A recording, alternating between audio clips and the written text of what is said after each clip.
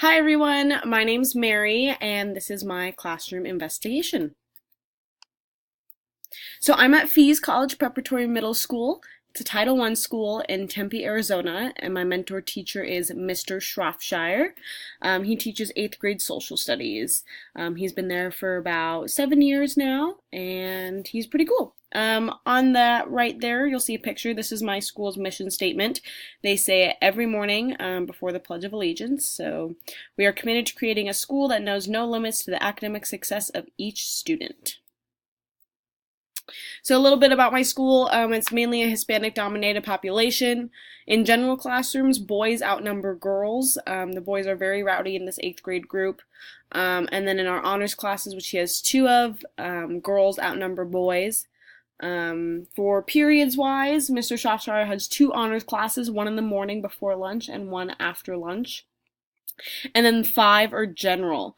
So he has 7 periods that he teaches. He also serves as the teacher for ISI, so pretty much in-school suspension for 2 periods.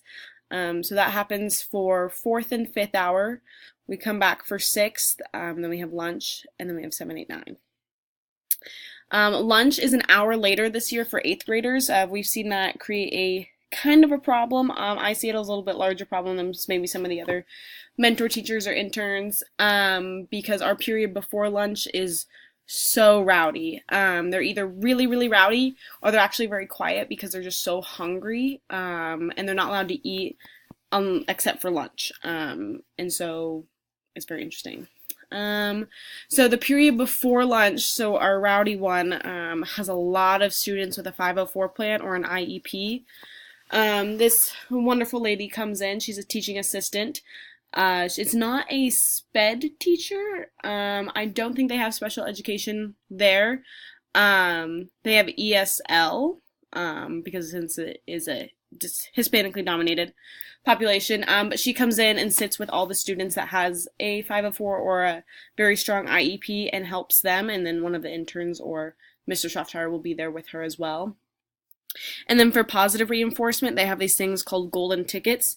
So it's just a little piece of paper with their logo on it, and you write your name, and then the teacher signs off on it, and say, like, a student was being quiet the whole time, or doing his or her work, they would receive a golden ticket, and every teacher has something you can buy for a golden ticket. So Mr. Shropshire, for 8 golden tickets, you can buy a water bottle, and that's a very hot commodity. Or you can save all your golden tickets and be put into a drawing at the end of the week at the school. It seems to work pretty well, but for the students that don't really care about the golden tickets, it's just a huge mess.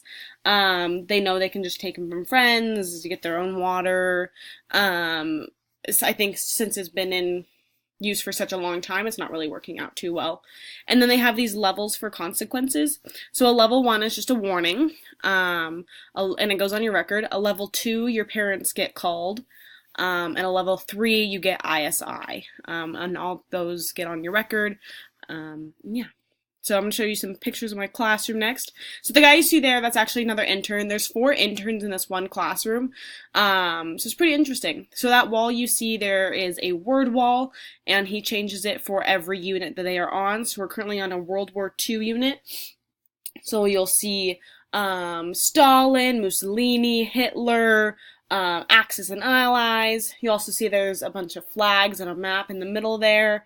And you see a democracy board with our Constitution and Bill of Rights. And all the tables are set up differently every time we come.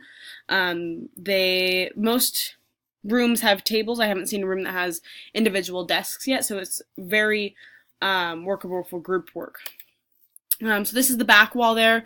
Lots of student projects, little tiny anchor charts. This actually used to be a science classroom, so you can see that there are sinks, and we've covered up the bottom there with kind of like plastic wrap. The recycling bins you see that have the periods on them, that's actually where they keep their notebooks. So every period has a sink that their notebooks are in. This is the other wall, so another map. They don't really use those textbooks a lot. They are very outdated. Some more group projects. This is the front of the classroom. You can see on that podium there's a lot of, say the whole thing, anagrams. The school's really into that. We have the whiteboard there. You can see that he has the standard or objective that they're trying to reach, another clock, what the general honors classes are doing, and his desk in the corner there. So it's quite an open classroom. It's a little hard because this is a science classroom and not a history one. And that is it. Thank you.